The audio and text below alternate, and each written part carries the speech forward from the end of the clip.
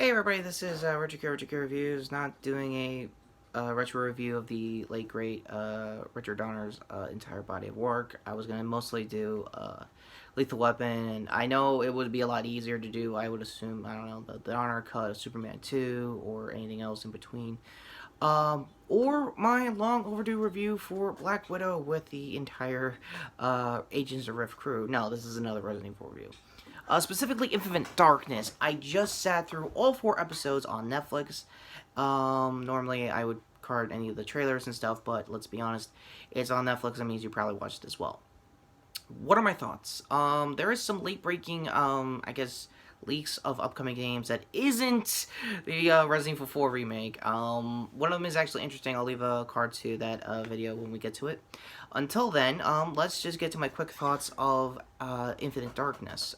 This is yet another CG Resident Evil, what was originally movie, but now turned series. And given the pace, I just processed this. It's about the same evenly paced you would have got if it was a regular, like, 2 hour plus RE movie. I don't really know why it was a series, other than I guess they wanted to flesh out everyone's backstories a little deeper and stuff like that. Again, everyone's screen time was about the same. I won't be mentioning much lore-wise where it is in the pocket when it comes to basically which game's which. When you binge it yourself, you can basically confirm, if you're a longtime Resident Evil fan, that it's definitely in the pocket of, like, post RE4, in the beginning stages of RE5, with Tricell getting name dropped at the end. The first episode was really good. It was just a big showcase for where most of the zombie effects have been over the last couple of years at that point, game lore-wise, but technical, demo-wise when it comes to the CG. The CG movies have been notoriously known for having really bad lip flaps with dubcast of all kinds. For this particular voice cast, though, I'm actually happy to say that the remake RE2, Leon and Claire are actually very prevalent in this series, and it was really good to hear them try it out. And I think in remake Leon's case, I think his real name's Nick. Sorry. Yeah, I think he's trying to go for a deeper voice to show that Leon is a little older, like like kind of what you imagined he was back in RE4.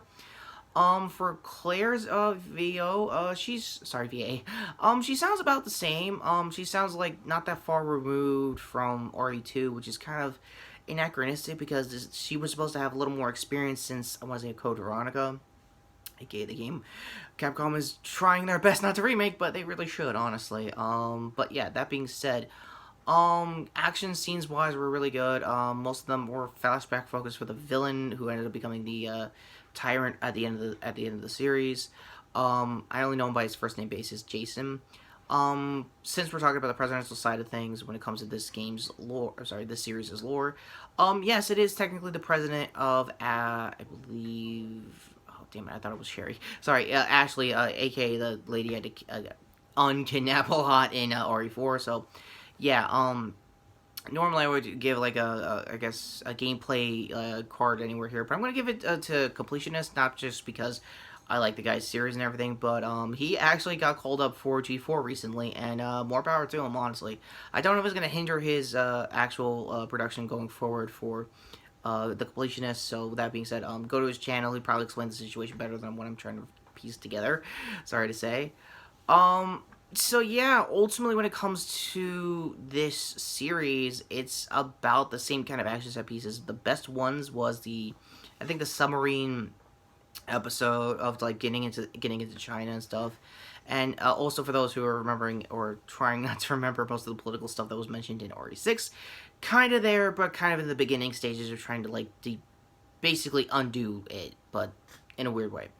So yeah, not a lot of deep Resident Evil retcons or Easter eggs, other than they did showcase more. I thought there were gonna be more monsters, like more tyrants and stuff.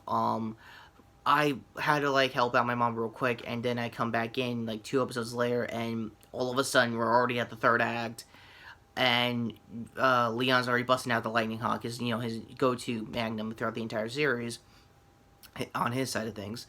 And I'm like, okay, how the hell did this happen? There was an episode dedicated to basically Claire figuring things out, but then again, it just looks like she's getting kidnapped like she did in the early side of these or CG movies. So I guess if you wanted the remake actors to go through those first few movies, then congratulations, you got it. It was really good.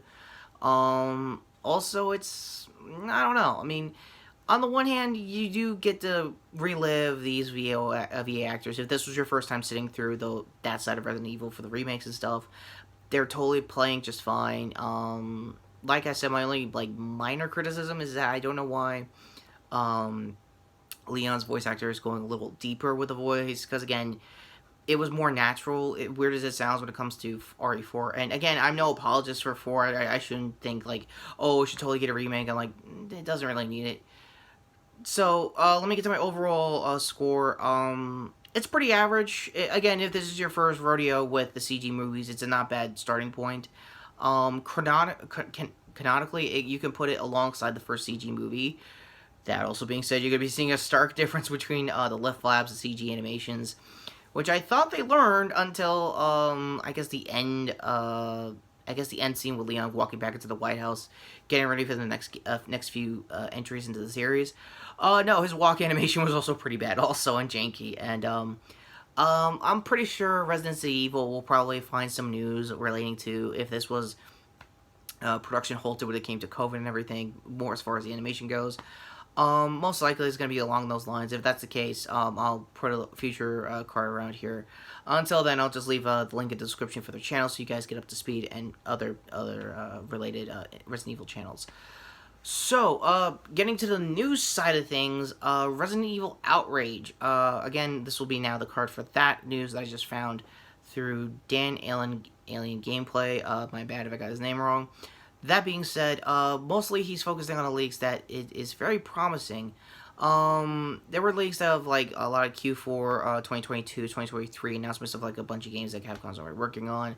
Hopefully, if any of them are true, obviously take it with a grain of salt. But the one I'm actually interested in is Outrage, because it sounds like it's going to be a third-person, I guess, RE engine-focused game like they did with the remakes, and currently not RE8, because RE8 was FPS focused, but I think there have been some third-person mods if anyone wants to do it on PC.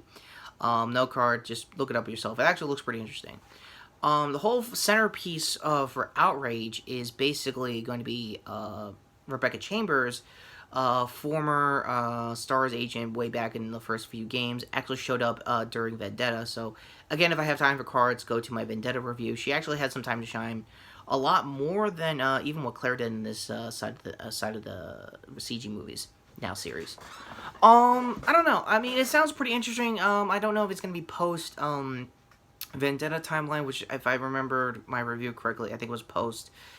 I want to say either 5 or 6. My best guess, it would have to be 6, because Chris was already more armored up, and Leon was always like in a weird emo funk, within more so than usual with Leon. Go to my review for that kind of explanation. So yeah, Rebecca never really had a whole dedicated game to herself, other than I want to say RE0, the prelude to the first Resident Evil remake. So I don't really know there. It would be interesting to see how she would handle, I guess, an original scenario, or I guess being, like I said, timeline-wise with Infinite Darkness, be in the pocket and like either between Code Veronica or probably 4. It would be interesting. I don't know who would be their remake actress for that. If anything, if I had to go into the well, I don't really know.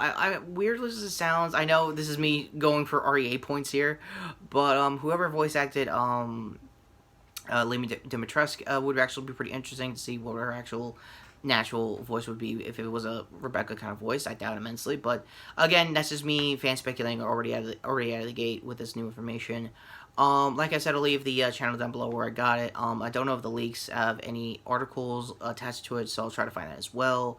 So yeah, ultimately, if you are going to sit through Infinite Darkness, again, it's a very average, what you expect for the CG movies. Not in the bad way, just want to let you know.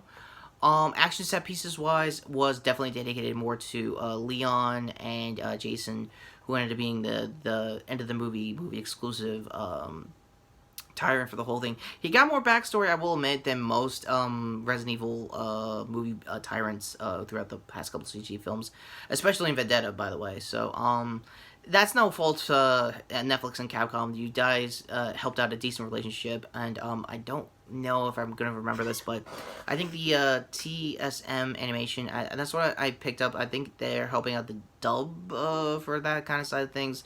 The reason why I'm mentioning that company is mainly because they were involved with Cyber 6 way back in the day. Go to my review for that as well.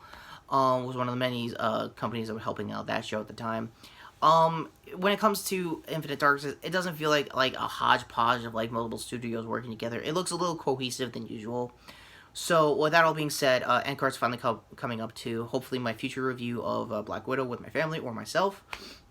Other hand here to my short with me covering the bases when it comes to the passing of Richard Donner. Not Leon RE2 Armor here.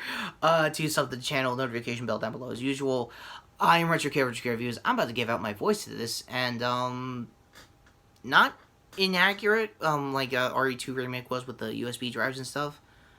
But give Claire more to do. Like, give her own game at this point. Like, what's the harm in, doing a cover on a remake? I mean, seriously, come on. Just do it.